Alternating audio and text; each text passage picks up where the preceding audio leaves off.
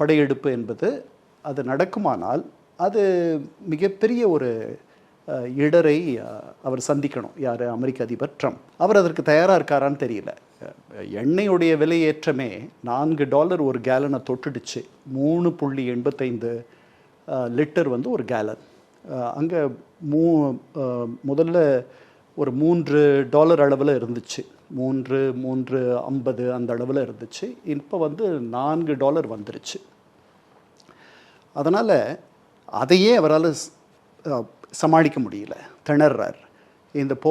இந்த ஹோர்முஸ் நீரிணையை அவர்களுக்கு வேண்டிய கப்பல்களுக்கு மட்டும்தான் அவர்கள் ஒப்புதல் தருவாங்கன்றதை அவருடைய ஆலோசகர்களோ பெருசாக யோசித்து பார்க்கல.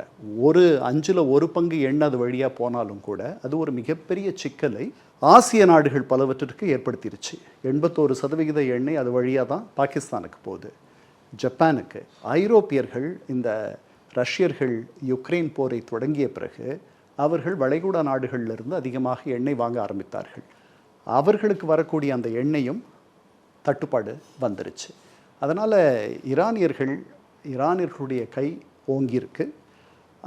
அதை எப்படி சமாளிக்கிறதுன்னு தெரியாத அவர் இந்த மாதிரி அதிரடியாக மிக கொடூரமான இந்த அச்சுறுத்தல்களை அவர் செய்கிறார். இந்த அச்சுறுத்தல்களை பொறுத்த வரைக்கும்